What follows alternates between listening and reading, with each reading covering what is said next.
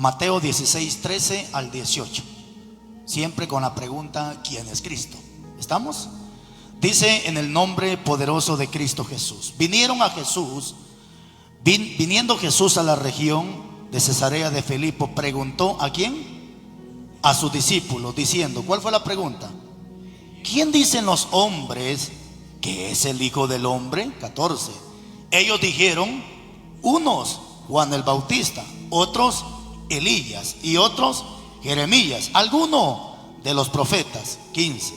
Él les dijo, ¿y vosotros quién decís que soy yo? 16.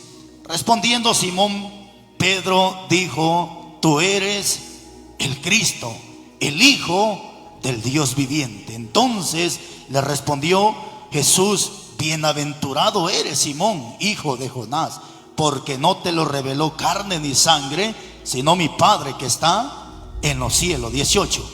Y yo también te digo que tú eres Pedro, y sobre esta roca edificaré mi iglesia, y las puertas del Hades no prevalecerán contra ella. Siéntese un ratito, por favor, hermanos. Vamos a terminar a las 5 entonces. Okay. No exactamente, posiblemente nos pasemos un minuto, nos retrasemos un minuto. Fíjense, mis hermanos, que esta pregunta es muy importante y la pregunta sigue vigente. ¿Quién es Cristo? Esa pregunta sigue vigente. Le voy a poner un ejemplo. Si usted le pregunta a los señores testigos de Jehová, ¿sí sabe quiénes son ellos? Los que van de casa en casa. Solamente por molestar, pregúnteles, oiga, señores, y para ustedes, ¿quién es Cristo?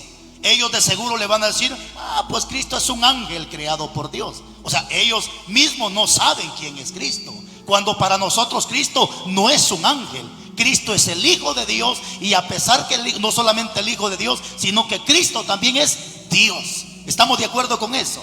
Entonces, pero aquí hay un mensaje, tal vez no es el punto ese, pero quiero aprovechar porque al final preguntan quién es Cristo, y Pedro responde y dice, tú eres el Cristo, el Hijo del Dios viviente. Y de repente Jesús le dice, Pedro, bienaventurado eres, porque esto no te lo reveló carne ni sangre, sino mi Padre que está en los cielos. Lo que me encanta es en el 18, cuando Jesús le dice, yo te digo que tú también eres Pedro, y sobre esta roca edificaré mi iglesia. Ahí es donde salen también los señores católicos y dicen, ya vio, Pedro es la roca y Pedro es nuestro Papa. Espérese. Suspire un momento, por favor. Suspire un momento, por favor. Si Jesús le hubiera dicho a Pedro, Pedro, tú eres Pedro y sobre ti edificaré mi iglesia, no discutamos el tema, hermano. Pero Jesús no le dijo, tú eres Pedro y sobre ti. Le dijo, sobre esta roca. Pregunto, ¿quién es la roca? Ahí está. Desde el Antiguo Testamento, Moisés mismo en el capítulo 32 de Deuteronomio reconoce que la roca es Cristo.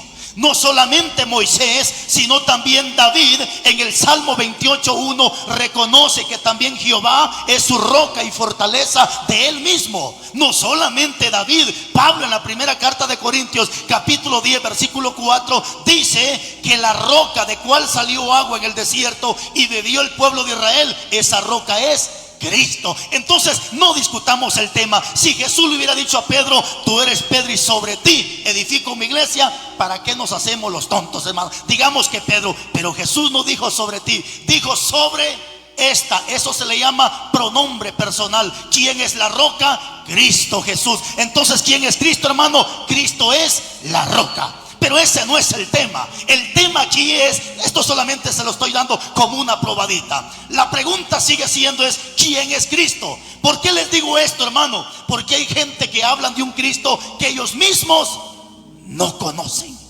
Tanto así que hay gente que dice, ay, hermano, ¿y usted por qué reprende tanto? ¿Y usted por qué regaña tanto? ¿Que no sabe que Dios es amor? Esta gente no conoce a Dios. Porque si conocieran quién realmente es Dios, ya se hubieran enterado que ese Dios de amor que hizo a Adán y a Eva, ese mismo Dios de amor le metió fuego a Sodoma y a Gomorra. Porque nuestro Dios no solamente es amor, sino también es fuego consumidor. ¿Cierto o no cierto, hermano? Ese es Cristo, hermano. Entonces la gente habla de un Cristo que muchas veces ni conocen. En el capítulo 17, versículo 23 del libro de los Hechos, dice que Pablo iba pasando por la calle y hay un templo en ese lugar. Y dice que Pablo se queda viendo para adentro y dice que en el altar habían unas letras que decía: al Dios no conocido. Y Pablo se le queda viendo a esa gente y le dice: hey, ¿cómo es que ustedes le están sirviendo a un Dios que ustedes no conocen? Y Pablo dice: ese Dios al cual ustedes le están sirviendo, que no conocen, es al Dios al cual yo le estoy sirviendo. Porque tenemos mucha gente dentro de la iglesia sirviéndole y predicando un Dios que no conocen. Pero ¿quién es Cristo? La pregunta surge: ¿quién es Cristo? Déjeme que le hable un poquito, un pequeño estudio de cristología. Pero ¿quién es Cristo? Cristo es aquel hombre del cual los profetas anunciaron desde el principio de la creación, desde Génesis, Éxodo, Levítico, Número, Deuteronomio, Josué, Jueces, Ruth, Samuel, segundo, tercer, Reyes. Hermano, todos los hombres hablaron de ese Cristo, hablaron de ese Dios. Incluso en la Biblia se habla de un reposo, ¿cierto? De un sábado. Pero ¿cuál es ese sábado del cual hablaron estos hombres? Ese sábado, dice Colosenses 2:16, ese sábado se llama Cristo Jesús. Por eso mismo Cristo dice: vengan a mí todos los que estáis cargados y trabajados, y yo los haré descansar.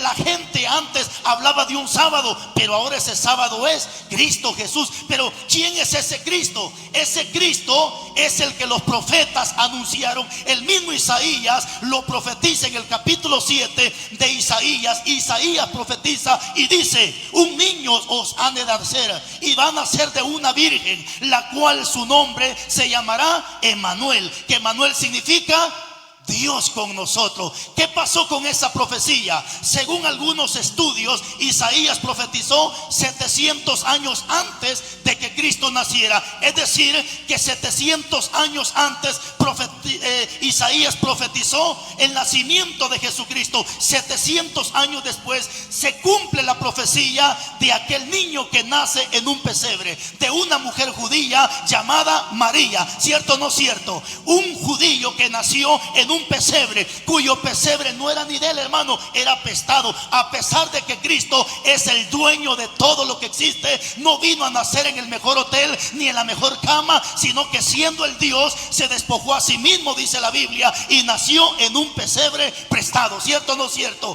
¿Qué más? No solamente nació en un pesebre prestado, la última cena también la celebró en un lugar prestado. También cuando entró a Nazaret, dice que entró en un burrito prestado. ¿Cierto o no cierto?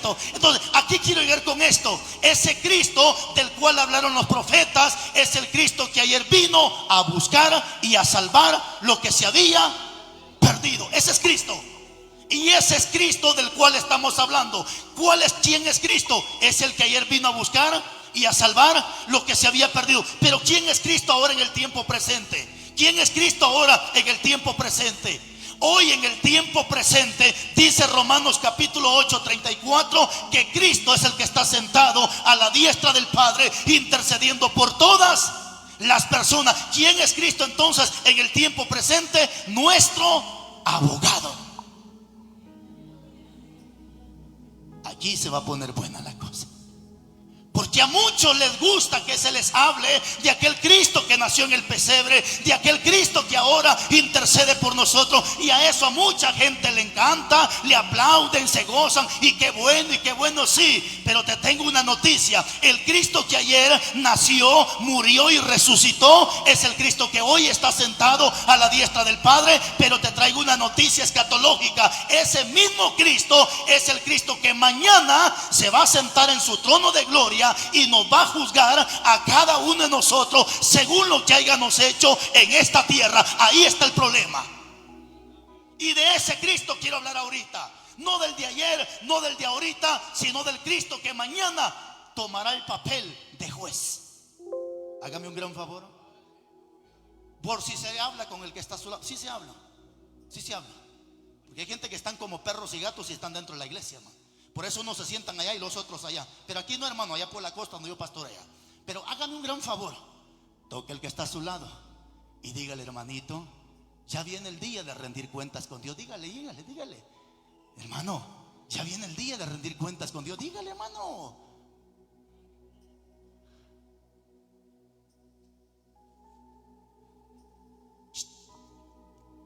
antes de cometer una tontería, acuérdese que de todo eso usted le va a rendir cuentas a Dios.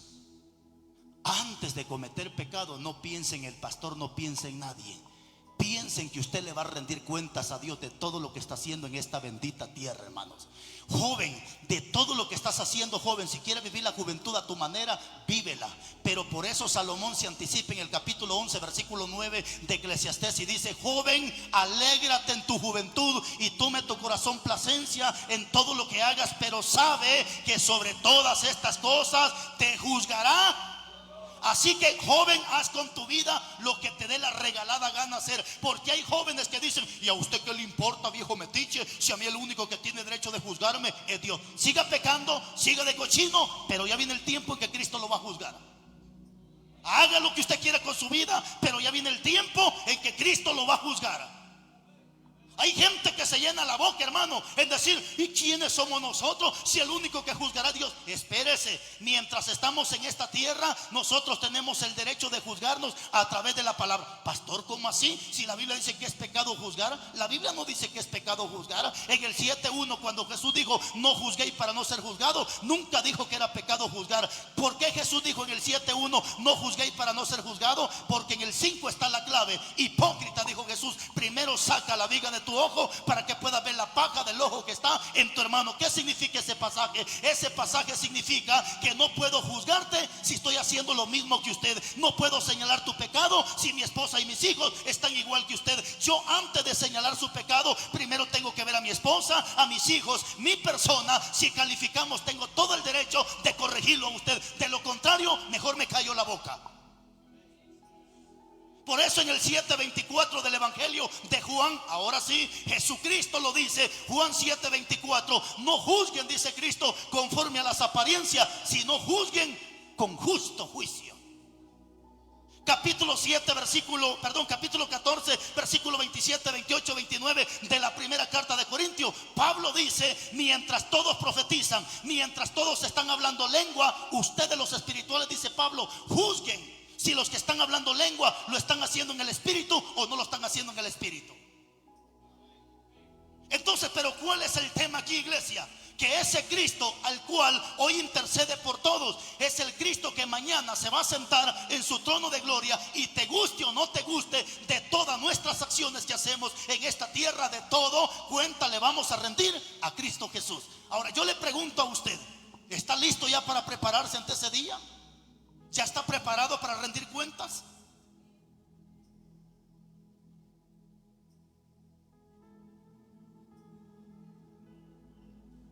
Alguien podrá decir: pastor, pero ¿y si me muero? Muérase. Pero la Biblia dice en Hebreos 9:27: está establecido para los hombres que mueran una sola vez, y después de la muerte, el juicio. No te vas a escapar, cholo. Así te avientes en el puente, así te avientes y te entierres, así te trague la playa, el mar. Dice la Biblia en el 20:11 de Apocalipsis que aún los muertos que el mar se los tragó, en ese día también los va a escupir, para que también le rindan cuentas a Cristo Jesús. Nadie se escapa, hermanos. Nadie se escapará de ese día. A muchos les gusta que hay calles de oro y que mares de cristal y que un arrebatamiento y que nos vamos en el arrebatamiento. Sí, sí. Pero no se va a ir cualquier chimoltrufia en el arrebatamiento. No se va a ir cualquier pelón, cualquier peludo en el arrebatamiento. La iglesia que Cristo viene a traer no es la católica ni la pentecostés. Dice 5:27 de Efesios que la iglesia que se va es una iglesia sin mancha y sin arruga y sin contaminación. Esa es la iglesia que vivirá eternamente y para siempre con Cristo. No la que cantó, no la que predicó. Si hoy cualquiera canta, cualquiera predica, cualquiera toca un instrumento, hasta los impíos, si fuera posible, tocan mejor que un cristiano. ¿Pero qué? ¿Pero qué con eso? Oiga lo que dice Mateo 25:31.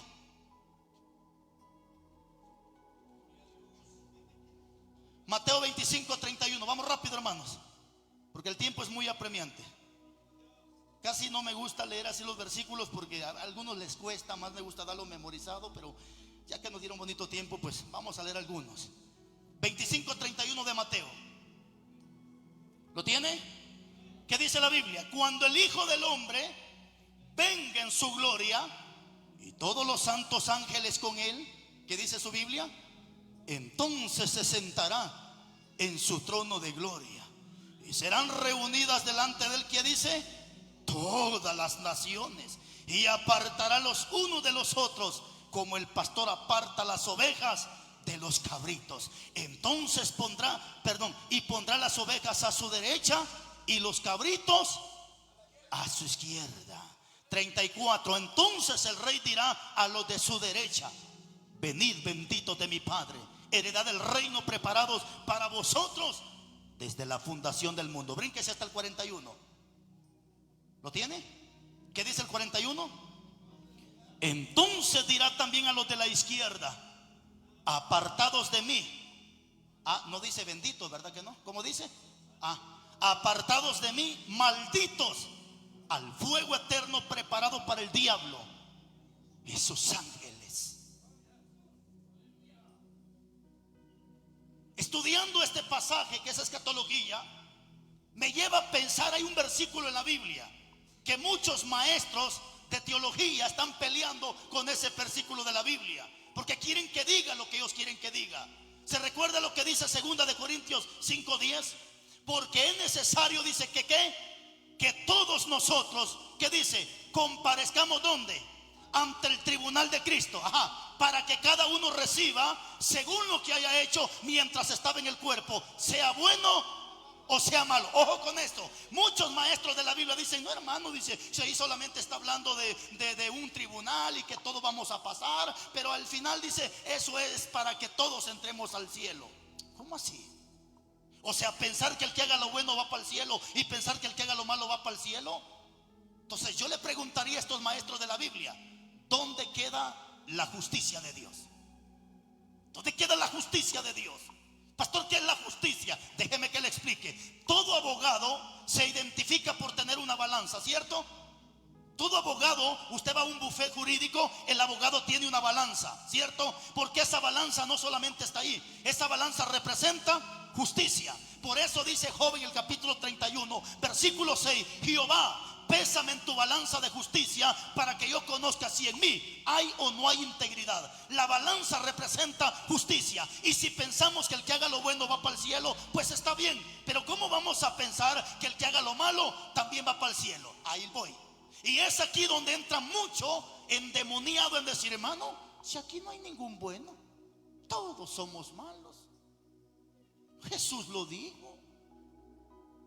¿Y dónde lo dijo Jesús? En el capítulo 19 de Mateo. Se le acerca el fariseo y le dice: maestro bueno, ¿qué bien haré para tener la vida eterna? ¿Qué le dijo Jesús? ¿Por qué me llamas bueno? Si aquí no hay ningún. Ya vio, hermano, no hay ningún bueno. Mire para acá, cabezón, mire para acá. ¿A quién se lo dijo Jesús? ¿A sus discípulos o a los fariseos? ¿Con quién es la plática? Ahí está la clave. La plática no era con los discípulos, la plática era con los... Porque a Jesús lo tenían rodeado en ese momento los fariseos, buscándole cómo tentar. La historia empieza del capítulo 19, versículo 1. Y entonces aparece un fariseo y le dice: maestro bueno. Jesús se le queda viendo: ¿por qué me llamas bueno si aquí no hay ningún bueno? Pero nunca se refirió a sus discípulos, se refirió a los fariseos, porque de los fariseos no había absolutamente ninguno bueno, sino pura gente que conocía la Biblia, pero no practicaban lo que conocían. El único bueno que se convirtió más adelante de parte de Dios fue Nicodemo y el apóstol Pablo, que también fue un fariseo que había sido instruido. Ahora, mire para acá, por favor. Entonces, ¿por qué dice la Biblia que no hay ningún bueno y no hay ningún justo? Claro que sí. Romanos capítulo 3 dice: no hay ningún justo, ni tan siquiera uno. Ya vi, hermano, no hay ni un justo. Aquí todos somos malos. Espérese, suspire profundo, por favor. Cuando Jesús dijo que no hay ningún bueno, se lo dijo a los fariseos, porque si usted dice que no es bueno, entonces tiene que ser malo. ¿Cierto o no cierto? Pero le tengo una mala noticia. Mateo capítulo 13, versículos 47 y 48 dice que todos los malos van a ser echados en el infierno y los buenos van a ser llevados al reino de los cielos. Pero no solo eso, Juan 5, 28, 29, los que ya se murieron, y dice que los que hicieron lo bueno saldrán a resurrección de vida eterna, y los que hicieron lo malo a resurrección de condenación. Pastor, ¿y entonces por qué somos buenos? Ahí le voy. Nadie es bueno, ni justo, ni santo en esta tierra porque ora o porque ayuna. ¿Sabe por qué somos buenos, justos y santos? Por esa sangre que fue derramada en la cruz del Calvario, el cual nos hace justos, santos y buenos en esta tierra. El sacrificio de Cristo. Por eso Cristo dice en la primera carta de Corintios 6:9 que ni los borrachos, ni los afeminados, ni los ladrones entrarán al reino de los cielos. Pero en el 11 dice: y estos erais algunos de vosotros, pero ya habéis sido lavados, ya habéis sido justificados, ya habéis sido santificados con la sangre de Cristo Jesús. Pero sigue la pregunta: ¿está usted listo para rendir cuentas? ¿Ya está listo? Porque Él se va a sentar y va a poner las ovejas a su derecha y los cabritos a su izquierda. Pastor, ¿quiénes son las ovejas? Son aquellos cristianos que obedecen la palabra, aquellos cristianos que oyen, guardan y viven la palabra. Pastor, ¿quiénes son los cabros? A los cabros se les conoce como izquierdistas, porque ahí dice que los cabros serán puestos ¿dónde? A la izquierda. Las ovejas ¿dónde? A la derecha. ¿Por qué los cabros a la izquierda? Porque la izquierda en Guatemala y en muchos países, cuando se habla de izquierdista, es de un partido contrario al que está enfrente. ¿Quién es un izquierdista? Por ejemplo, allá en Colombia, un izquierdista se le conoce como guerrillero. En México a un izquierdista se le conoce como revolucionario. Pero ¿quién es un revolucionario? ¿Quién es un guerrillero? Un guerrillero es una persona que se opone a su propio gobierno. Ojo con eso, hermano. Un guerrillero no le hace la guerra a otro país. El guerrillero le hace la guerra a su propio país, a su propio gobierno. ¿Entiende esa parte? Entonces, ¿quiénes son esos izquierdistas? Son aquellos que están dentro de la iglesia, pero le hacen la guerra al mismo pastor, le hacen la guerra al mismo ministro, le hacen la guerra a la misma palabra. Estos son los opositores del evangelio, el cual capítulo 13 versículo 9 de Mateo, a los opositores se les llama hijos del diablo. Hay gente que se opone en las iglesias. No, hermano, la Biblia no lo dice. Aunque lo diga, ellos dicen: no, la Biblia no lo dice. Así no dice. Y son pleitistas los ingratos, porque un cabro es pleitista, hermano. Los cabros hasta con los perros pelean, hermano. Los cabros te agarran a cabezazos. Esos son los cabros que están dentro de la iglesia, que tantito se les dice algo. ¿Qué? ¿Y qué? ¿Qué? ¿Y qué? ¿Y qué? ¿Están oyendo, cabros? Pleitistas, peleoneros. Y si es posible, mañana están en el juzgado demandándote. Pero son cristianos. Pero en la iglesia hasta lengua hablan los ingratos.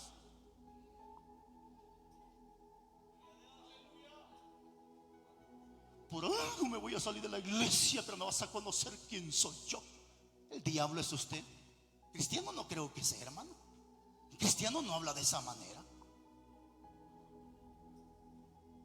Hello. Bueno, ustedes dijeron 40, hermano. Si hubieran dicho 30 ya fuera terminando.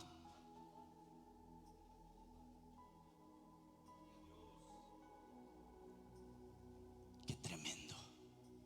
Pastores dentro de la iglesia y de todo, hermanos. Pero ya vamos a llegar a ese punto también. Y se lo dije ayer, que ya viene el día, hermanos pastores, de que nosotros le vamos a rendir cuentas a Dios. Todo lo que está aconteciendo en el altar va a ser nuestra responsabilidad. De todo lo que se vive en los altares no es la culpa de la iglesia, es nuestra responsabilidad. Director del grupo de alabanza, lo que usted carga ahí, usted le va a rendir cuentas a Dios. Dios no le va a pedir cuenta a la iglesia, al director. No sé quién es el director, pero él va a entregar cuentas. Más al rato le doy los pasajes de la Biblia. Por el momento descanso un ratito. Todos le vamos a rendir cuentas a Cristo, hermanos. Ahora ahí le voy. Cristo mañana va a ser nuestro abogado. Pero cuando nos presentemos a rendir cuenta, escuche bien lo que le voy a decir. En el día del juicio, lo que menos va a existir es tolerancia al pecado. Se terminó la tolerancia. Por eso 10:28 de Hebreos dice que cuando Él aparezca, vendrá sin relación con el pecado. En el capítulo 22, hermanos, de Mateo, capítulo 22, versículo 11 de Mateo, hay una historia de la parábola de las bodas, de las cenas. En el capítulo 22, versículo 11, hay una parábola. Pero en el 22:11 dice que hay un hombre que cuando se presentan las bodas, hay un hombre que está vestido sin ropa de boda, y se le acerca el Señor y le dice: oye, ¿y cómo entraste aquí sin estar vestido de boda? ¿Y qué dijo el maestro? Agárrenlo, amárrenlo y échenlo en las tinieblas de afuera. Ahí será el lloro y el crujir de dientes. Porque lo que menos va a haber, hermanos, en el día del juicio es tolerancia al pecado. Recuérdese que 5:27 de Efesios dice que la iglesia que estará con Cristo es una iglesia sin mancha y sin... ¿Qué va a pasar con aquellas señoras celosas? ¿Qué va a pasar con aquellos mujeriegos? ¿Qué va a pasar con aquel que tiene su esposa y tiene su amante? No, hermano, dice, si Dios solo quiere mi corazón. Cochino sin vergüenza.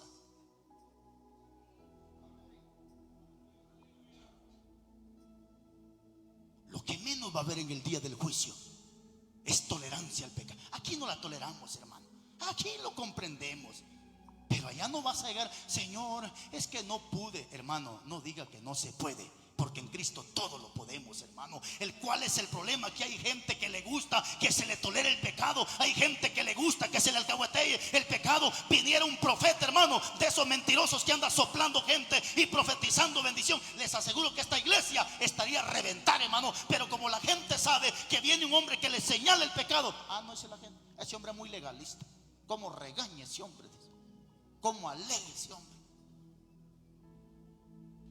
Pero si hubiera venido un profeta de aquellos que, ¿viste?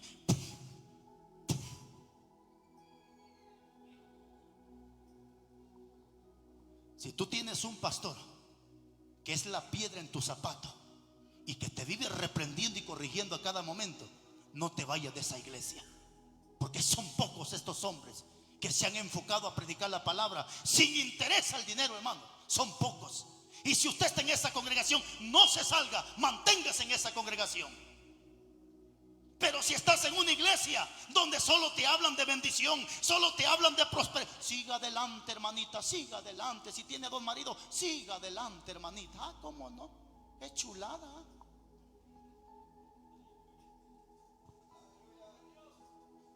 Lo que menos va a haber en el día del juicio va a ser tolerancia al pecado. Hermano, si usted va a entrar con sinvergüenzada, le aseguro bíblicamente que usted no va a estar en el cielo. No va a entrar porque allá no va a haber tolerancia al pecado. Si usted se fue con pecado o practicando pecado, ese pecado va a ser el que a usted mañana lo va a acusar delante de Cristo. Pero ¿qué más? En ese día, cuando Cristo nos juzgue, lo que menos va a haber en el día del juicio es injusticia, mis hermanos. Allá se nos va a juzgar con justicia.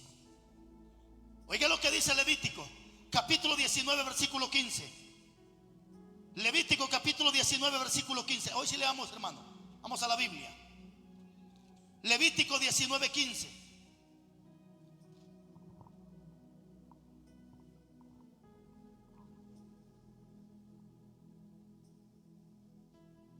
¿Lo tiene?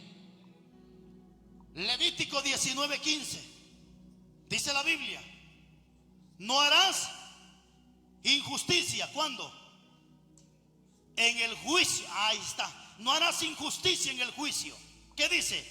Ni favoreciendo al pobre, ni complaciendo al grande, o sea, al rico. Con justicia juzgarás a tu prójimo.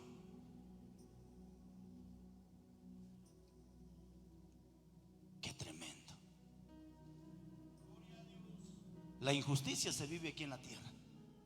Lastimosamente, hermanos, tenemos pastores haciendo malas justicias, que a veces los pastores se inclinan más a aquel que tiene y hacen a un lado a aquel que no tiene. Se pelean 2 hermanos dentro de la congregación, uno que tiene plata y el otro que no tiene plata. Muchas veces se hacen aquel que tiene dinero, y la Biblia no dice eso. La Biblia dice: no harás injusticia. ¿Cuándo? En el día del juicio. Ni favoreciendo a uno, ni complaciendo al otro. Con justicia juzgarás. Y lo que más tenemos en esta vida, hermano, injusticia. Injusticia en el gobierno, injusticia en las autoridades, injusticia en cualquier persona de esta tierra. Ejemplo: si ahorita un hombre mata a un niño, lo meten a la cárcel, ¿sabe qué pasa? Mañana paga una buena fianza, paga una buena plata, y aquel homicida, aquel pedófilo que violó un niño, o aquel sinvergüenza que hizo tanta maldad, mañana sale libre como si nada hubiera pasado, porque no hay justicia en esta tierra. Y los mismos presidentes, diputados, gobernadores y todo cuanto se opone también tienen que rendirle cuentas a Cristo. Le digo una noticia, hermana, no quiero decepcionarla, pero yo sé que aquí hay señoritas inteligentes que están pensando estudiar para ser licenciados o abogados. Te felicito, pero escucha lo que dice la Biblia. Deuteronomio capítulo 16. Deuteronomio capítulo 16, versículo 19. Ya vamos terminando, hermanos. Deuteronomio capítulo 16, versículo 19. ¿Lo tiene? 16, 19. No tuerzas el derecho. ¿Y qué dice? Y no hagas acepción de personas. Oiga esto, hermanos. Ni tomes soborno, porque el soborno ciega los ojos de los sabios y pervierte las palabras de los justos. Aquí está esto, está precioso, hermanos. Esto es para que le tiemblen las patas a cualquier tibio, hermano. Esto es para que se le pongan los pelos de puntitas a cualquier persona. ¿Quieres estudiar para licenciado, para abogado? Felicidades. Pero ¿escuchaste lo que dijo el texto? No tuerzas el derecho. ¿Qué es derecho? Es la ciencia que estudian los licenciados o los abogados. Ellos estudian derecho. ¿Cuál es el problema? Que si tú vas a estudiar para abogado, mañana no puedes estar defendiendo a un delincuente. Mañana no puedes estar defendiendo a un pedófilo.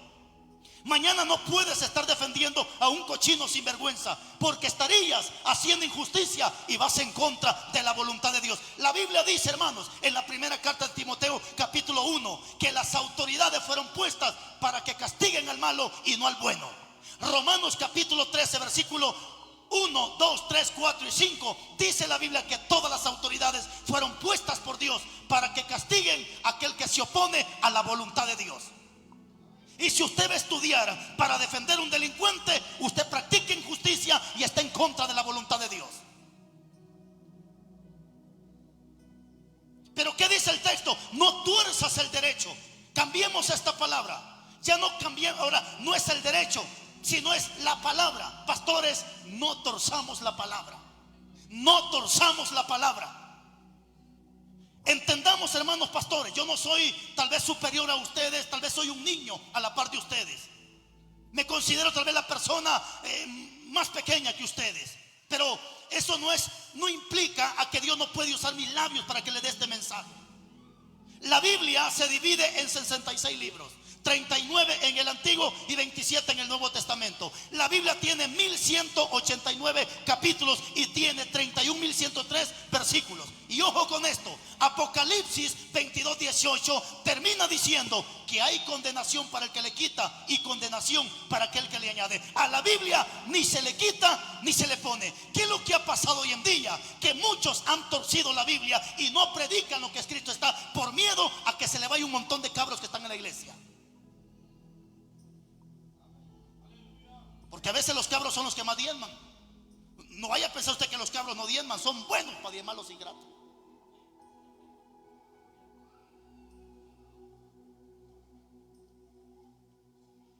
No torzamos las escrituras, pastores. No la torzamos. Es que se me va a enojar Julano. La verdad siempre va a ofender al que está en la mentira.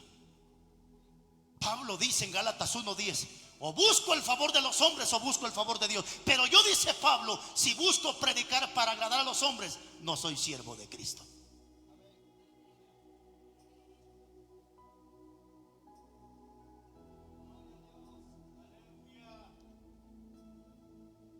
No torzas el derecho y no hagas acepción de personas. Dice la hermana: voy a hacer un culto de acción de gracias, pero a esa vieja no la voy a invitar. A esa tampoco. Solo voy a invitar a esa, a esa, a esa y a esa. En el capítulo 2, versículo 1 de Santiago, Santiago habla y dice estas palabras: ¿cómo ven ustedes, dice Santiago, que en una congregación entra dos hombres, uno rico y uno pobre? El que entra con oro, con plata, con anillos, la gente le dice: siéntate aquí. Mientras al pobre, que no tiene nada, dice Santiago, le dicen: siéntese en el suelo. ¿Acaso ¿Acaso eso, dice Santiago, no es acepción de personas? ¿Acaso no es un juez justo que pelea por la justicia? ¿Acaso no hay acepción de personas? Que hay hermanitos que solo con este. Hermanos pastores, por misericordia soy pastor. Por misericordia tengo 20 iglesias bajo mi tutela en este tiempo. Por misericordia soy director de un grupo de alabanza. Pero tengamos mucho cuidado, porque hay pastores que aquel hermanito ya no lo visitan. Como no da nada, mejor si se muere. Pero aquel que da buenas ofrendas, pero aquel que trae buenos diezmos, ahí sí, visita y visita.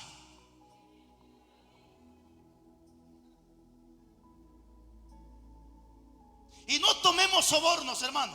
¿Qué es el soborno? El soborno es que cuando me dan dinero y con ese dinero me tapan la boca. Soborno es lo que usted le da a los policías cuando lo agarran sin licencia. Y usted va para el infierno por sinvergüenza si anda manejando y no tiene licencia.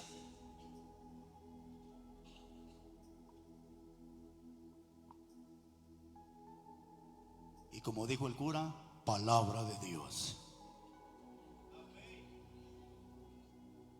¿Cuántos han caído en el soborno, hermano? Muchos hombres de Dios han sido tentados con la avaricia.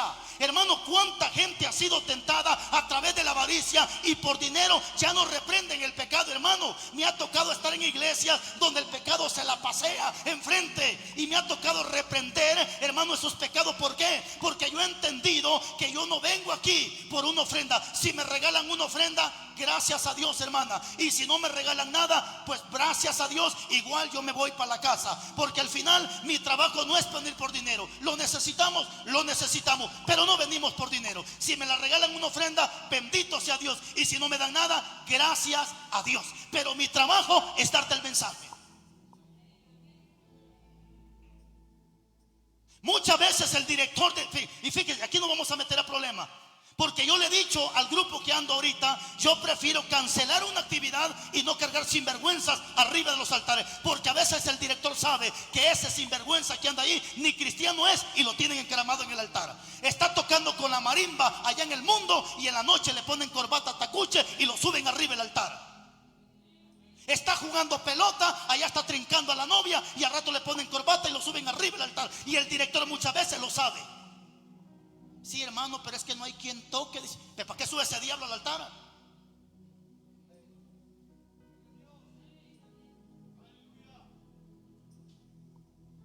A veces el mismo, y lo dije ayer y con esto termino, a veces el mismo diácono que está en la iglesia, hermanos, es un sinvergüenza que dejó a su esposa y vive con su amante y lo tienen parado en esa puerta con un gran rótulo en el pecho que dice diablócono o diácono, no sé cómo.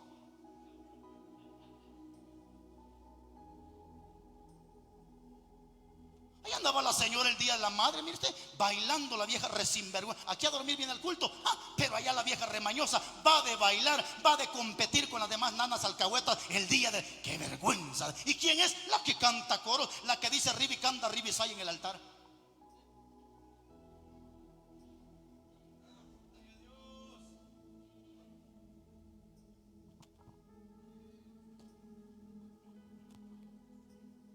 Termino con este pasaje de la Biblia, Hebreos capítulo 13 versículo 17, y termino dándole gracias a Dios. Hebreos capítulo 13 versículo 17.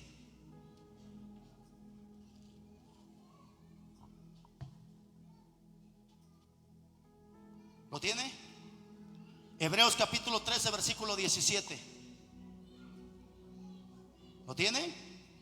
¿Cómo dice la Biblia? Obedeced a vuestros pastores y sujetaos a ellos. ¿Por qué? Porque ellos velan por vuestras almas. Oiga con lo que viene, hermano. Como quienes han de dar cuenta, para que lo hagan con alegría y no quejándose, porque esto no es provechoso.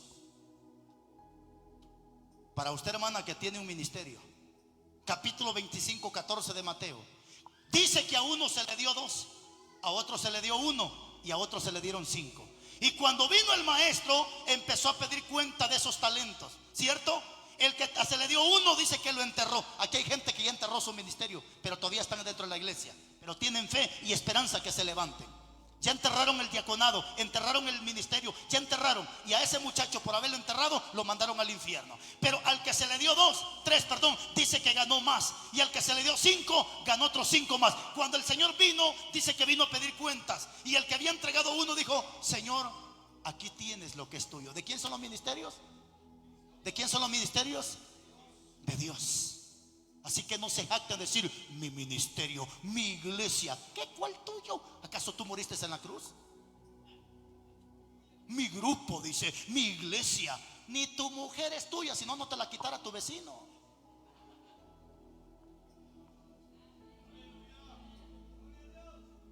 Solistas, cantantes, evangelistas, predicadores, le vamos a rendir cuentas a Cristo. Pastores, le vamos a rendir cuentas a Dios.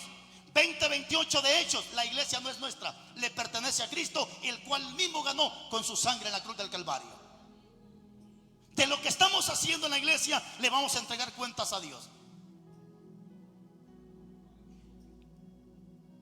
Y hay muchos ahorita que están corriendo a las almas de la iglesia.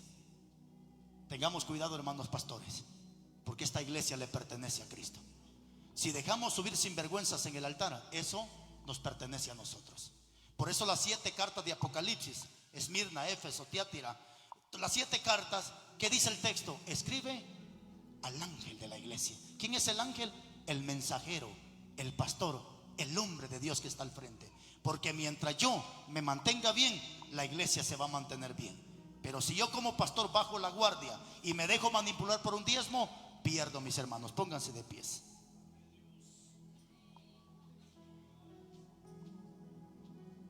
¿Me pasé? No, sí me pasé.